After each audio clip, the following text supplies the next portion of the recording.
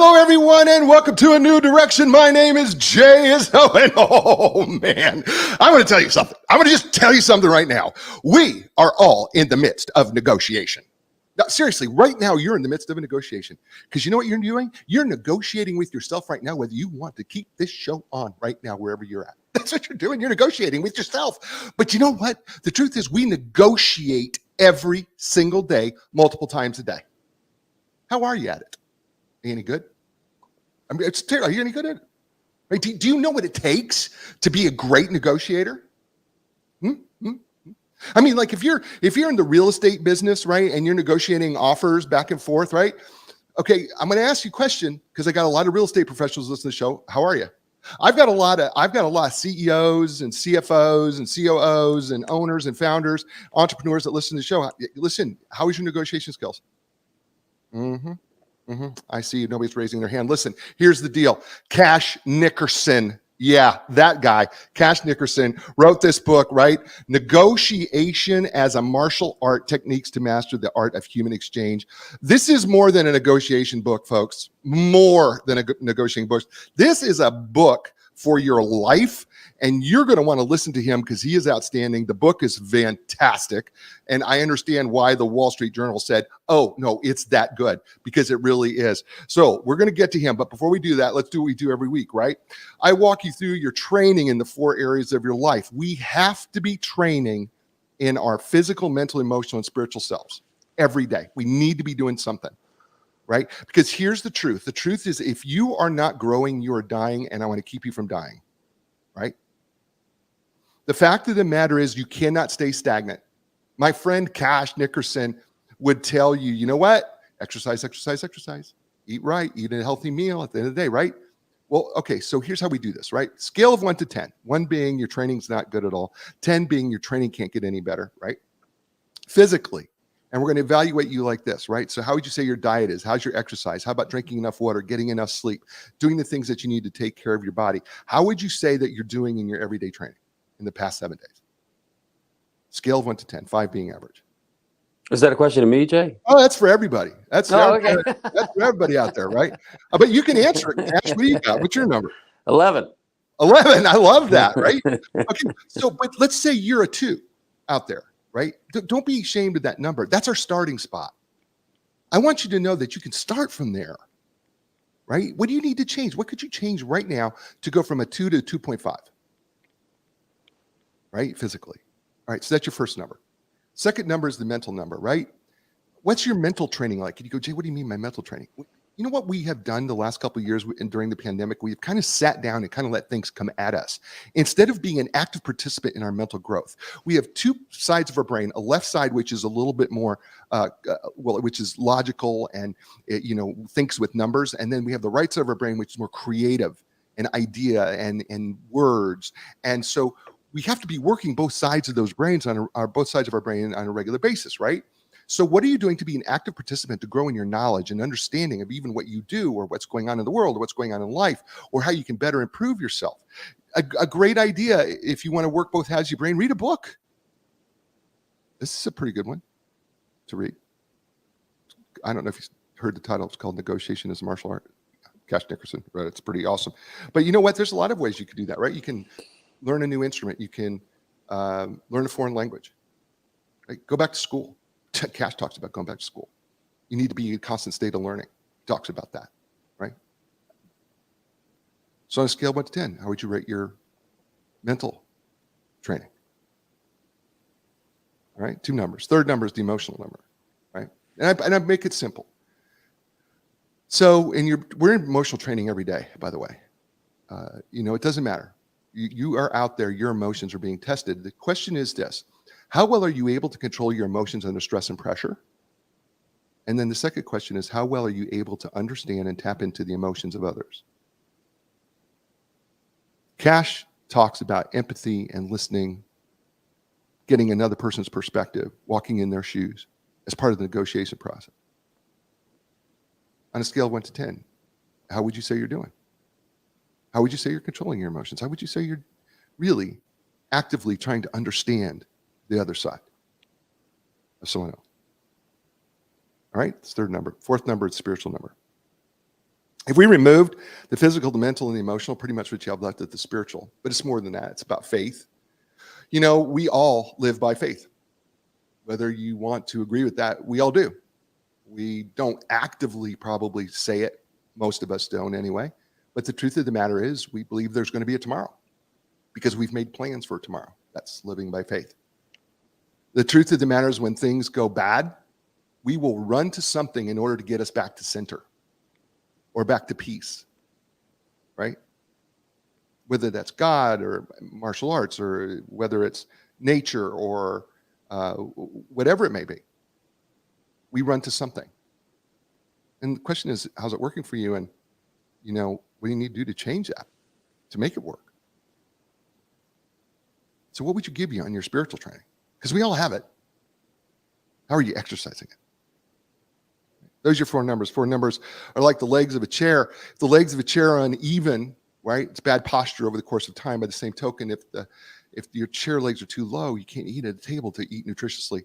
And speaking of someone who's got his legs all at the right height, and he's got them all, matter of fact, even higher than he has to. His name is Cash Nickerson. He is chairman of AKKA Technologies in North America's business unit. He was president, CFO, and general counsel and the second largest shareholder at PDS Tech prior to its purchase by AKKA. Previous roles include attorney and marketing executive for Union Pacific Railroad, associate and then partner at Jenner and Block in Chicago, and chairman and CEO of an internet company. He teaches negotiation as a professor of practice at Washington University in St. Louis School of Law. He has authored several books. His latest is this one called Negotiation as a Martial Art, Techniques to Master the Art of Human Exchange, which was named Best New Release in Business Negotiations by the Wall Street Journal. So ladies and gentlemen, please welcome to the show and welcome for the first time to A New Direction, Cash Nickerson. Welcome, Cash. Thank you, Jay. What a wonderful, brilliant introduction. Thank you. Tell we're gonna have a great conversation because I buy in 100% to everything you just said. Well, I think it's interesting because as I was going through those in my mind, right, I was like going, well, he talks about every one of these things, and you actually add the relational component, which sometimes I'll add the fifth level, which is the relational component of how you're growing relationally. And so I was like, okay, you and I are a lot on the same page. So let's dig into this book, because this book is awesome. The first thing I'm going to just is an author's note. And I just want to bring this out. The author's note in the book, and this is from Cash, he says, I focus on the people as the issue and explore the opportunities that people, tactics, and soft skills have to improve your position. The book also places a lot of focus on the pre-negotiation stage. It explores the importance of why. And I think it's really, really important that people understand that this book, we focus sometimes on the problem, but the problem most of the time is people, isn't it? And you can't really separate the two. Yeah, that's exactly right. What some of the academic literature, and academic literature is written by academics, says, oh, separate the people from the problem, like getting to yes. And then it's like, oh, you ignore the people and just focus on that rational problem. At the end of the day, we're humans. We are rational, but maybe in about 5% of our lives. There's the 95%, which is emotional and spiritual and all these other things. And so if you think it's all about solving an algorithm, you're going to miss out on really the sort of wonderfulness of the inner human reaction and interaction that really is the heart of us deciding who gets what and how it's going to work, and the sharing, and the negotiating is just a form of sharing. So how we work all that out is inherently tied in with who we are as people, who we are as human beings. Cash, just going to let you know your microphone's breaking up a little bit there. Okay. Not sure what happened, but it's just kind of breaking up in and out. Let me try and go without this mic real quick. Okay. Let's see if that helps. How's that? Oh my gosh, that is awesome. Thank you. That's better. Yeah. Good. So thank you so much for doing that. I just didn't want people to, you were starting to break up there. And so I just wanted to give people that. So we're good now. So let's go in a little bit further, because you do give case studies throughout this whole entire book. But let's go to chapter 1 right away. Be like water. And I thought this, first of all, I love this chapter. I love the way you started this, because when we go into negotiations, I think we want to think that we need to go in like a rock, but you say, no. You need to be like water. Help us understand that. So most people, when they go into a negotiation, don't really know what they want. They might think they know what they want. And think of a rock as being what I want, and a rock on the other side being what they want. And these two rocks collide and sparks fly. That's historical, traditional negotiation that leads to fights, arguments, and tension.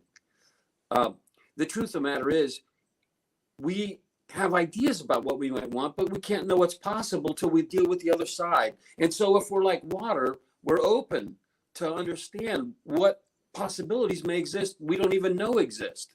And so that's, and as I say, quoting someone else, the battle in water and stone, water wins. That's where the Grand Canyon came from. The fact is that, Right. but being open doesn't mean being weak. It means you will be able to see possibilities that you would never see as a rock.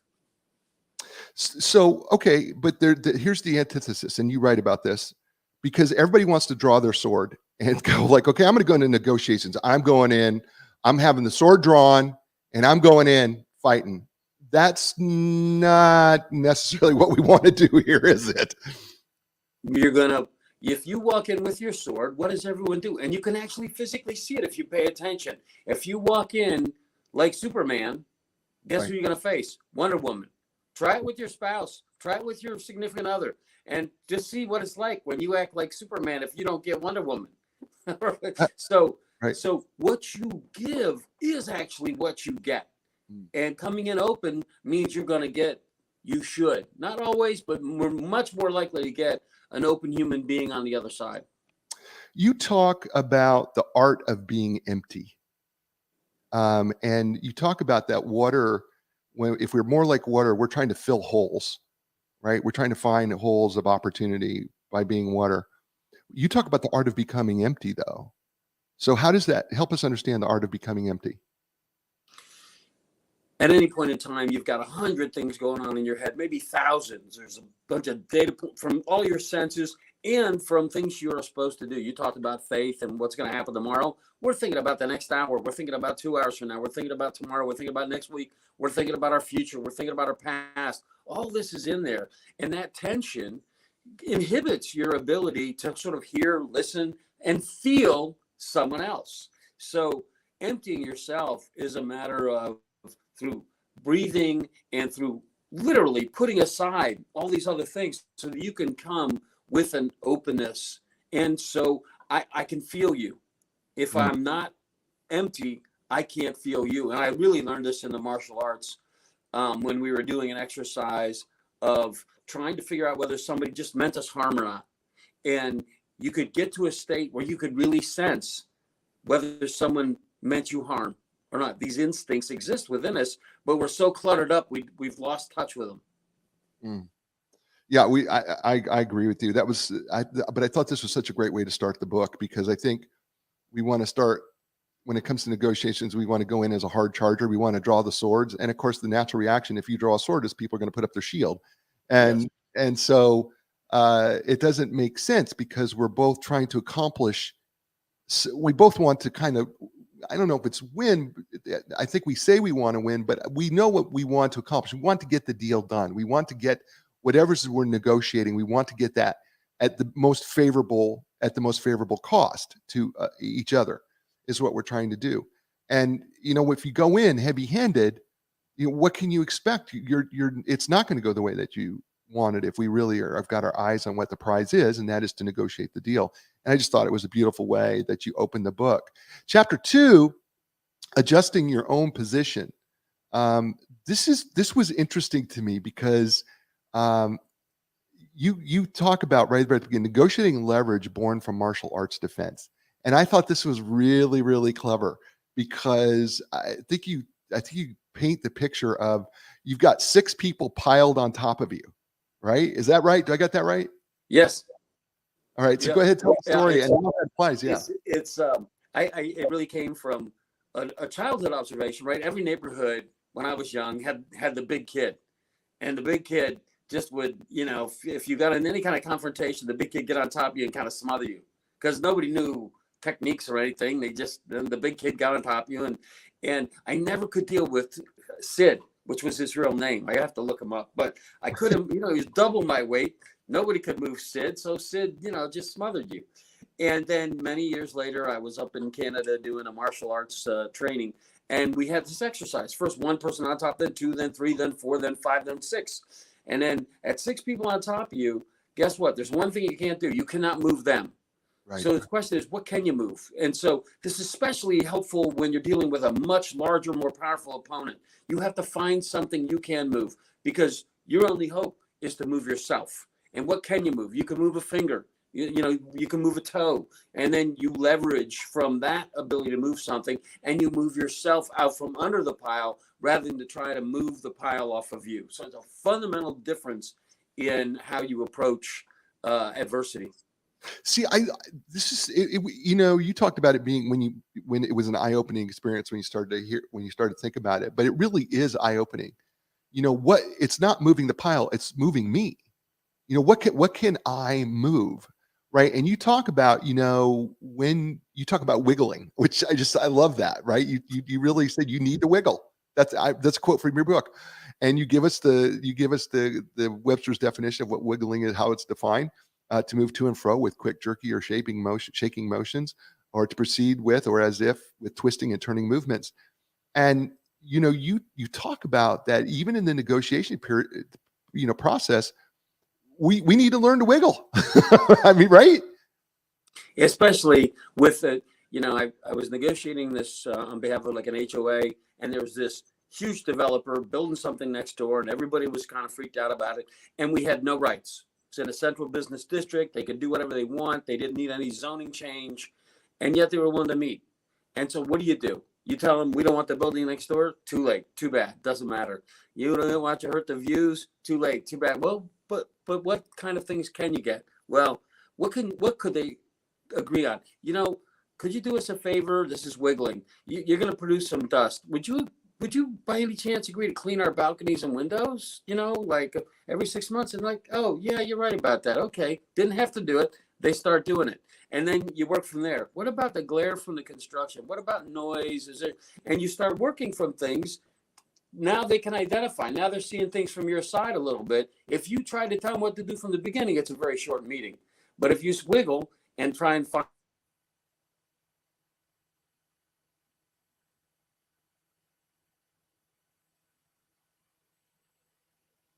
And we lost Cash there for a second. I'm not sure what happened. Hopefully we'll get him back here. There you go. So that's, especially when you're dealing with a larger foe, the worst thing to do is fight them. It's Sun Tzu. It's all the books. That's awesome. Here's a couple of the questions, or a few of the questions that Cash offers in the book. He says, what can you change? What can you give up to get a better position? What negotiating gap can you find? It's just these books. This book is incredibly practical, and he really gives you tools here. It's a toolbox that he gives you to actually help you in your negotiation strategy. It's absolutely brilliant. Chapter 3, which I really enjoyed too as well, called Fixing Yourself. And you talk about bias awareness. That is the one thing we bring. We all bring a bias. And, I think what we want to do is we want to deny that we have biases, but we all have them, don't we? Absolutely. And they're not just the sort of common ones you hear about that are illegal, like, gender or race or all those kind of things. It's also little things like, I love Texas and I love your cowboy hat, but people will automatically form an opinion about you because you have a cowboy hat. Yeah, they do. I think you're a great guy, but other people think like, well, I don't know. What's that about? Right. No, you're right. So what I tell people is the one thing you do bring to every negotiation, there's only one thing for sure, and that's you. And knowing how people react to you is a very important and powerful thing. And these biases that you bring, it's important you need to know your biases, and you have them. If you live in the South, you're not sure about Northerners. There's a billion of them. And, you Yankees gonna come down here and negotiate a deal with Texas? And it can be so subtle. Early on, I was working. I was in on a deposition, and this is Nebraska. We were at the railroad in Nebraska. Where I'm from there. Oh, I love my wife's from Omaha, so okay.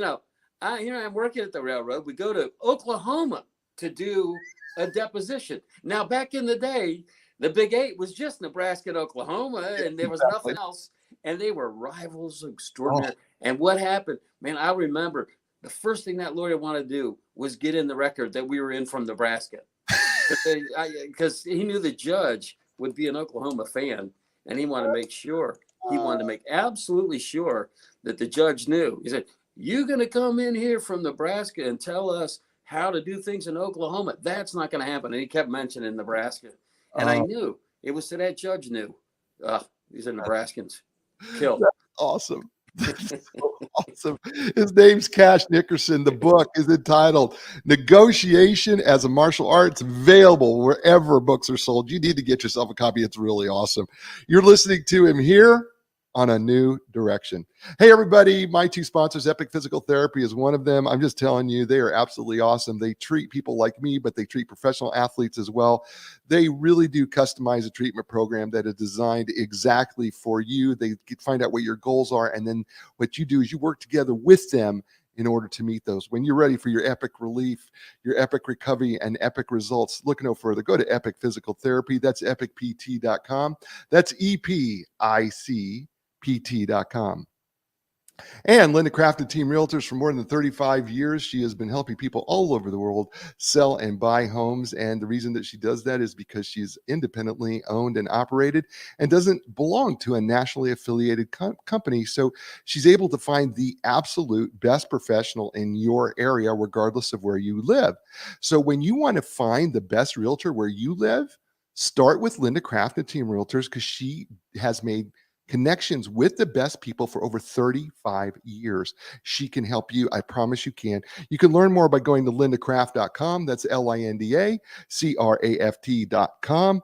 And finally, listen, hey, hint water. Yeah, that's what we drink here on A New Direction. And it is the official beverage of DBNA TV. So all of you who are watching this show on DBNA TV, listen, you know what? Get yourself some hint water.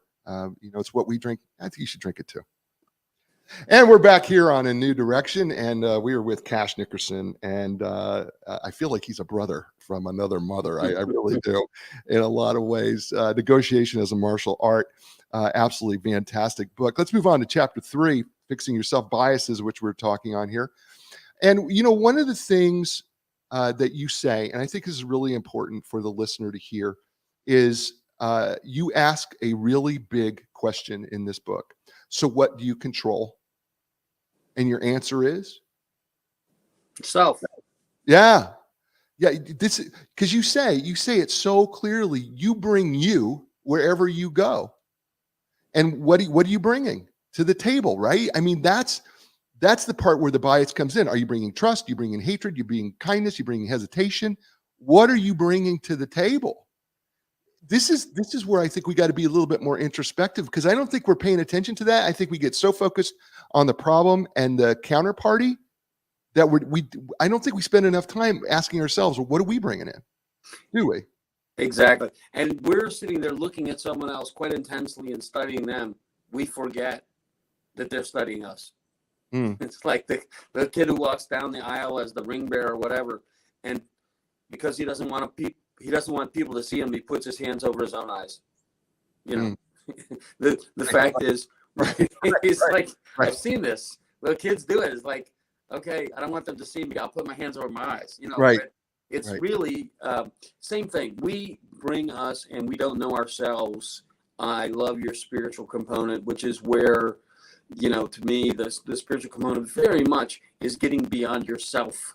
Self and spiritual are just completely, to me, opposites. And so realizing there are things bigger than yourself and other than yourself, because we bring self in, and self is short for selfish, and there you are, and that's the worst of it. And people can feel that, they can sense that. Part of being open is realizing there's something besides yourself, something besides what you want. In order to get at it, you have to admit that, live that, and let someone feel that. Yeah, you know, we get so we don't think about all the other subtle biases that we can't get past, you know, in ourselves. Like we don't recognize, you talk about this and I just think it's awesome. The physical appearance bias, right? Truth, people don't understand. The better looking people succeed at higher proportions than those who are not so good looking, right? I mean, it's absolutely true, right? Taller people win elections. True. Tone of voice matters. Your volume control matters. We have behavioral biases. We have biases against names, right? I mean, this is the thing that we've got to really start paying attention to. I was thinking about this even in myself. I'm like going, I actually have a bias towards a name. And I didn't think about it. I have a bias towards the name Julius. You go, what? Well, my real first name is Julius. And my mom had a bias. She didn't want to call me Julius, but my father made her call me Julius. And so she called me Jay. I developed a bias towards Julius, right? And so I have this bias. I don't use it because I didn't name my son Julius because I had such a bias. And I find it interesting. Now I'm trying to go, okay, do I have if I see somebody who's named Julius, do I have a bias? And I have to actually be honest enough with myself and go, maybe. I just may. Right? It's pretty certain you do. And I'm willing to bet on it. You right out. You called me right out, Cash. You called me right out. We don't necessarily need Johnny Cash to sing another song about it. But a boy named Sue captures all that. I learned about it in leadership school when the railroad sent me off to learn about leadership. And the first thing these psychologists did was they took away all our names. So because you, even whether you're Jay or Julius, it doesn't matter. You're an amalgam, a collection of everybody I've ever known by that name. And if I've had a bad experience or a really good experience, I had a business partner for many years, and he was single. And I had to point out to him one time, I said, you only date women whose name begins with K? His last name was Jay, and I just wondered if it was because J and K was next to it. I never quite figured it out, but we are human. We have tremendous foibles, tremendous idiosyncrasies, and so look, you're never going to be perfect at knowing who you are, but you can know more. I loved your idea of version 1, version 2, version 3. Where are you? It doesn't matter. Start now. You start today and say, I'm going to be more self-aware. Right. I have had managers and executives work for me, and they come back to me and say, my team isn't doing what I want. And you go and talk to the team, and they're doing exactly what they think that person is saying. You have to go back to that leader and say, listen, I got to tell you what, you need to start with yourself. If you don't like the world around you, you may need to look in the mirror because you're giving off the wrong signals, because actually those people think they're doing what you want. They work for you. They're paid by you. They're promoted by you. They actually want to do what you want. You're being the confusion, and it just shocks people. It's like, really? How could I be the problem? Well, guess what? Everybody thinks they're trying to do what you want to do. So you need to work on your message clarity and check yourself. And the negotiation part of this piece is that when we walk into negotiation with any bias, we're already putting ourselves in a bad position. Right. Yeah, you walk into the room, and really, if you walk in right, a bunch of doors open. Right. And then you may be gradually closing doors. You're shutting door. Right. And now all of a sudden the opportunity space is gotten very narrow, and you're going to get a substandard result because it should be a process of discovery. And what kind of discovery can take place if there's walls up, barriers up, biases up all over the place? Yeah, and I'm thinking out loud here now, Cash. it also means that not only being aware of I'm in negotiations, I'm not only aware of my own bias, but I need to be aware of my counterparty's biases as well too, because I certainly don't want to contribute to that in any way, right? So I want to, I've got to spend some time getting to know them a little bit, don't I? That's the discovery. That's the ask and listen. That's the understanding why they want to do something. I mean, you've got to get behind we'll get to you have to get behind the appearance. Right. You have to not view the shadows that you see as thinking that's reality. Right. Right. Right. Yeah. And that's work. That's work. Oh yeah. It's not easy. Yeah. It's not at all. Chapter 5. Back to school mentality, always be training. I knew that because I couldn't resist chapter 5. I wanted to start with chapter 5 because that's how I start my show. I basically start my show with the back to school mentality of you got to always be in training, right? And I was so stinking excited about chapter 5. I've been excited about the first 4 chapters too, by the way. But chapter 5 was exciting because I know it's how I start the show. And this is where we have to, we really do have to go back to school. And matter of fact, you even tell people, you know what? You may have to go and do some back to school rituals, right? Rituals matter. And by doing back to school rituals, you bring back that learning mentality.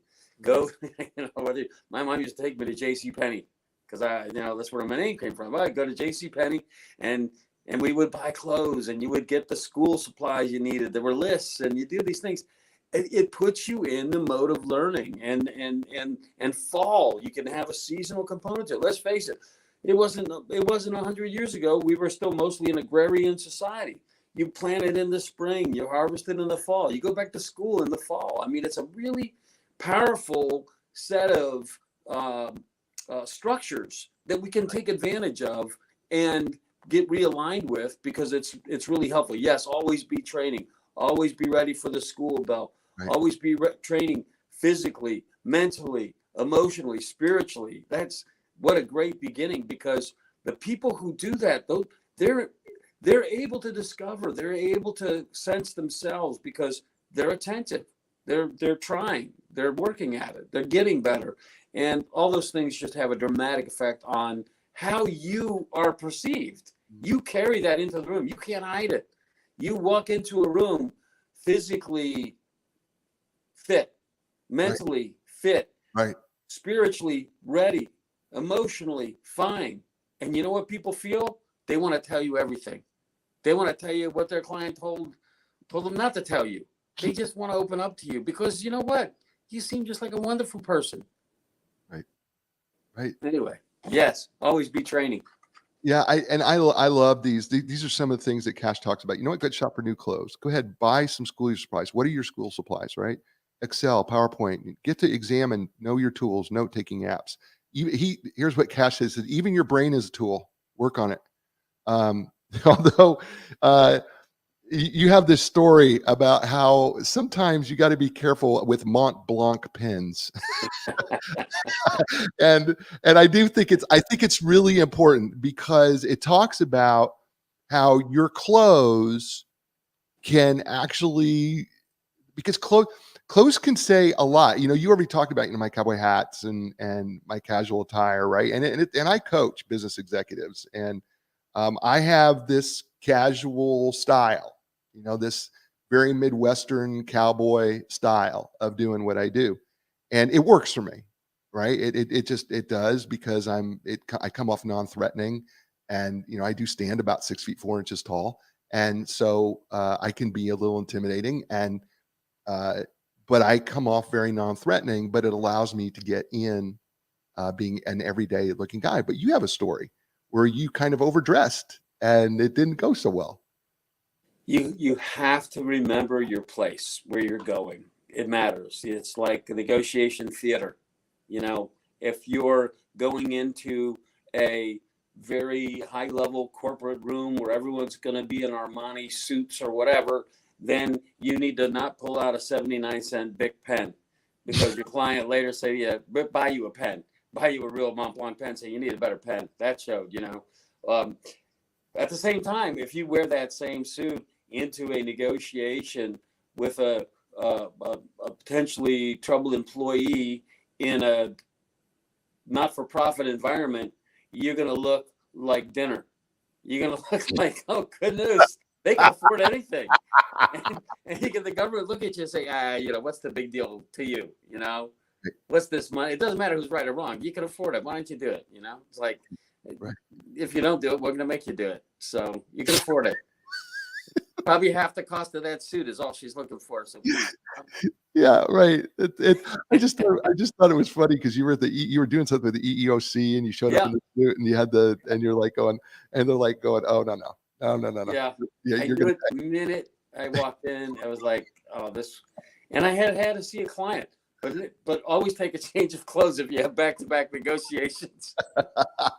Oh, that was awesome. What a great story. Chapter 7, and it also kind of pigtails on this because one of the things you say going back to school is get yourself an advisor. Chapter 7 is a mentor is a must. And I thought this was interesting because your first mentor was Forrest Crutter and Union Pacific in Omaha.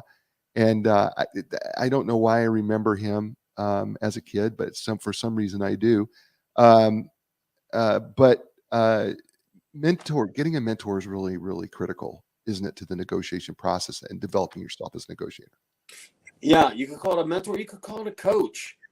I mean, the same with training. It is really, really hard to train yourself because we're just full of excuses and deceptions, and we mean well, but having someone that holds us accountable. Forrest ultimately became Warren Buffett's general counsel. I mean, think about it. So I was so lucky to have Forrest, but Forrest held you accountable. I remember that story where he asked me for a draft of something, and I just kind of did a draft, couple pages, and I remember turning it in, and he was like, redlined it up and gave it back to me, and he was kind of angry. And I'm like, Forrest, what, you said you wanted a draft. He said, something leaves your office with your name on it. It's your best work you can perform. It's like, whoa. See, mentors and coaches can talk to you like that. Right? They can talk to you like, you don't talk to yourself like that. You heard the word draft, which meant, something that's going to get better anyway, so don't worry about it. Right. Yeah, that was a tremendous story where he was kind of miffed at you for turning in a draft, but it served such a valuable lesson. And it really spoke to me that, regardless of what I've got to put out, if somebody says a draft, it does have my name on it. It does have my signature on it. It better be my best work. Even if it's going to get better, it better be the absolute best I can give at that time. And that was powerful. Really, really, really powerful. One of the other things it's called the never stop learning principle in negotiations. I think this is critical as well, is to just that we've got to be in a constant state of learning. Because if we're not, I said it early in the show, right? If you're not growing, you're dying. And isn't that true if we think we know it all? Yeah, I think finding that humility so that you never think you've arrived. It all goes together. Going back to school, making sure someone's holding you accountable in a way you can't hold yourself accountable. You need somebody pushing you, somebody pulling you, somebody helping you along. And then a simple recognition that there's so much more to know than you know. You don't arrive. Right. Yeah, no, I like I said, I coach, and I know why people hire me to coach, but I also know that some people can't afford a coach, and I understand that. But there are people who are mentors out there that mentor other folks, and I think the point is, regardless of where you're at and what your station in life is, you really do need to have someone who can mentor you or coach you, and because I have a coach, right? I have a coach because I need him to hold me accountable, but I also need him to take a drone's view of what my life looks like because I'm in the middle of it. So I need him to be way above me, seeing what I can't see, right? Because he's got experience, and he's got a set of eyes that I don't have, which I think is just incredibly important. And I've had mentors throughout my life who have done the same thing. And I can't stress enough, because you devoted a whole chapter to it, but it's really that important, isn't it? Yeah, we can't see ourselves the way other people see us, and it's critical. Again, you can't come in and know what you're bringing if there isn't someone else telling you how you're coming across, what's working, what isn't, and how they feel about you and your progress. So, yeah, every aspect of your life, mentors, and then you should mentor, right? Right. Because Right. I've Yes. only told 1,000 people that thing that Forrest told me, right? It's like, really? Mark it up. You know what? You give me something, it's got your name on it, it's left your office, it's your best work. Right. Yeah. That's beautiful. Speaking of beautiful, so is this book. You're hearing, right, bits and pieces of it. Cash Nickerson wrote it. It's called Negotiation as a Martial Art. It's brilliant. I suggest you get it. Listen, you're listening to him here on A New Direction. Hey, folks, Epic Physical Therapy, my physical therapist. Here's the thing about them. They have the most cutting edge, I like to say bleeding edge, advanced top of the line equipment, the Alter G anti-gravity treadmill, Normatec compression sleeves, the Game Ready. They also have the most cutting edge treatments, blood flow restriction therapy, dry needling, cupping. That's just a few. Look, when you're ready for your epic relief, your epic recovery, and your epic results, start with Epic Physical Therapy. That's EPICPT.com. And Linda Kraft and Team Realtors. Listen, here's the thing about Linda Kraft and her team, right? When she started in 1985, interest rates were 18%. She understands tough markets, and she trains her people to understand how to work in a tough market. And you know what? Right now, folks, you're in a tough market. It really is when it comes to real estate. When you want to know if somebody really knows how to negotiate within a tough market, then you should be with somebody who's been there, and she's done it successfully for 35 years at the very top of her game. I suggest you give her a call. At the very least, look her up. Go to lindacraft.com. That's LINDACRAFT.com. And we're back here on A New Direction with my friend Cash Nickerson and his book, Negotiation as a Martial Art. And Cash, I got to tell you something. I'm really having a great time with you. And I feel like I'm going to run out of time before I get to everything that I want to get to in this book. So I'm going to jump ahead again. Chapter 9, listening, learning to pivot from no, is listening is such a critical part, and we underestimate it. Let's talk about listening and learning to pivot from no. Yeah, I think one reason that we're bad negotiators is because one of our early childhood books is Green Eggs and Ham. Yes. And when you read that book, some people, believe it or not, use it as a book on sales training. Why? Right. For persistence. It's horrible sales training. It's sort of like some life insurance person come to your house, and the only way you can get them to leave your house is if you finally say, okay, I'll buy some. Back in the old days, they used to wear you down. Yeah, wear you down. But just imagine Green Eggs and Ham. You know how it works. Do you like Green Eggs and Ham? No, I don't like it. Sam and ham. I don't want to here or there. I don't want it with a fox. I don't want it with a mouse. I don't want a house. I don't want.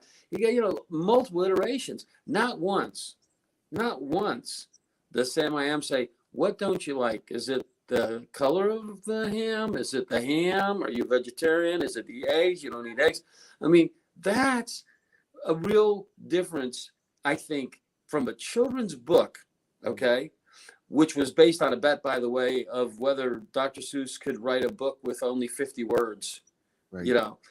That's why there's so much repetition. It was a bet with a publisher. And, well, think about it. How much we go into these negotiations with, do you want to hear there? That's all the what? That's all the I want. And not once is there an open question and listen, ask and listen. Like, well, what is it you don't like? Is it the green eggs? Is it the green ham? Is it the color? Is it the eggs? Is it the ham? Right. In fact, I've thought about writing a children's book called Blue Tofu and Hash. Where there will be questions like, well, I don't like blue tofu and hash. Oh, really? Why do you like the blue? And it all gets worked out, but in a discovery type way, in a learning type way, in an open type way, because that's what leads to a great result. Yeah, when you started saying it, I started going back through, because it is my favorite childhood book of all time is Green Eggs and Ham. And I was telling you before the show that I actually have still my original copy. It's taped up. I mean, the binder's taped up. That's how old it is. And I started thinking about that because I love the book so much. And I was thinking, it's true. Because you say it, he was he was really a lousy salesman because he didn't ask any questions.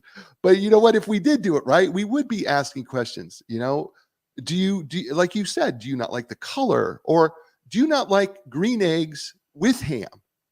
Would you, if you just had green eggs, how would that suit you? Right? What if I didn't give you the ham? How would the green, right? There's just questions, right? That you could be getting answers to that are more open-ended, so that you were just not saying, okay, look, I'm going to pull you along with me. We're going to go here. We're going to go there. And you still don't like him, which has nothing to do with the end of it anyway. I just think it's brilliant. I can't wait for Green Eggs and Ham Part 2 by Cash Nickerson. Look for that book coming out to a store near you. Chapter 11, the importance of being human and humorous, which we've been able to laugh on this show, and there's a lot of importance to it. But I think the bigger message here is that, this is the first title out of it is a subtitle is an introduction to being human, as if we really don't know. And the truth is, we kind of really do need to be reintroduced to being human, don't we? We want to be these superhuman characters that we see, whether it's Superman or whatever we grew up with. These get held up as role models, but they're horrible role models because we're not superhuman. We are superbly human. And people trust people who let their humanness show. You walk into a room and you say, oh, I'm just determined to have this hard exterior on, etc. And I'm not going to show any emotion, and I'm not going to smile, and I'm not going to do this. Who wants that? That's a machine. You remember Superman. All Superman was inhuman, right? It was faster than a speeding bullet, more powerful than a locomotive, all technological things that weren't human at the time, that were advanced. Able to leap tall buildings with a single bound. Look, that's wrong. You're a human being. You're a beautiful human being, and the more human you are, the more you're going to learn. You make a mistake. You say, I'm sorry, I made a mistake. People, that's what leads to trust. We trust humans. We don't trust Superman. You say, you know what? We can't identify with that. We can't identify with the superhero, but we can all identify with the human being. Matter of fact, I'm gonna read a quote. I don't need to show you I am better than you by showing how skilled and smart I am. I need to show you that I am the same as you. And this is the beautiful line. This is the beautiful line. Trust appears when fear disappears. Yeah, perfect. I like it. Well, I mean, you wrote it. I know. It's pretty darn good. I got to tell you, man. Yeah, you forget everything but it's so true that what shuts people down is fear. And you walk in and this superior, strong, I am, Superman feel. What do you think that causes? That everybody else tries to be that, and they're just afraid that you're going to figure out they're not as smart. We have so much fear of this, of measuring up with so much fear. And until you just, hey, I'm Jay, shucks, this is who I am. I am what I am. That's my Popeye quote. I am what I am, right? I am what I am. You have some accusations of recovery and negotiation. Here's some things that Cash says. Never, ever be afraid to apologize. Never, ever be afraid to say you were wrong, even if you were right. If your objective is to be smart and right, you will never succeed except in your own mind. In the negotiations, trapping your counterparty in a corner leads to shaming and hostility. Accusations have no place when your objective is to find a solution. That's on page 140. But that's beautiful. I had a chairman of a big company who read my book, find me and tell me, I want you to know I apologized. I had a rough negotiation going on. And because of your book, I apologized and it put it immediately back on track. I can't thank you enough. What? CEOs are not known for apologizing. Yeah, I know. But you can't make that up. People don't realize that by just apologizing, you can get the whole negotiation thing back on track.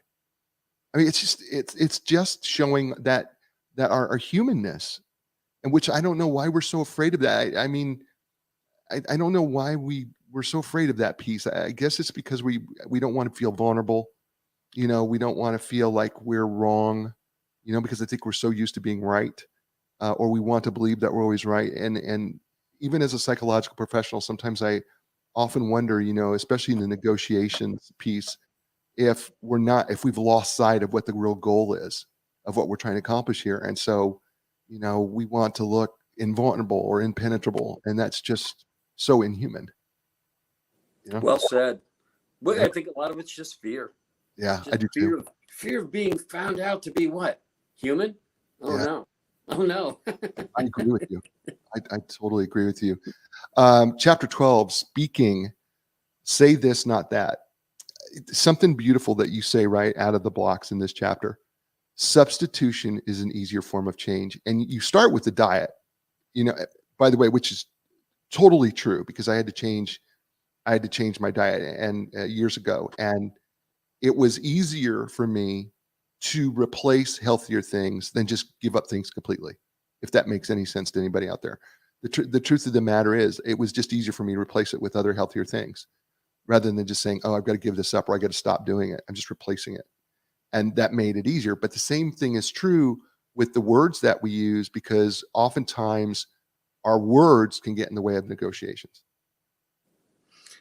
Absolutely. And that is a well-known fact, that substituting, as like my funny story on substituting is, down in New Orleans, I took a cooking class, and they thought it was a big deal. That's not the healthiest food down there. Fantastically tasting food.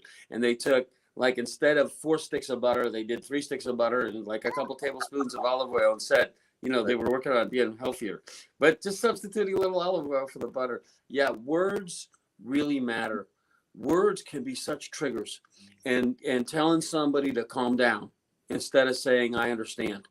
Right. Next time you want to say calm down, which we all want to say when someone's getting agitated, it's like, calm down. That is like fuel. That's gasoline on a fire that's already cooking. What you really want to say, and this is what customer service people are trained. If you hear someone say to you when you're getting angry, I understand, they've got training. Right. Yeah, and you have a number of these, by the way. Yep. Here, say great idea. That's what I said. Right. Say let me put it another way. Not, you're not listening. Right. I mean, it's just one after another that Cash has in here, and they're absolutely brilliant ways to substitute. Chapter 14, backstories and how to uncover what is really going on. And digging into the backstories is incredibly important. And you have a chapter, or the subtitle of a chapter, called That Doesn't Make Any Sense. Help us understand the importance of backstories, and when should it start to make sense?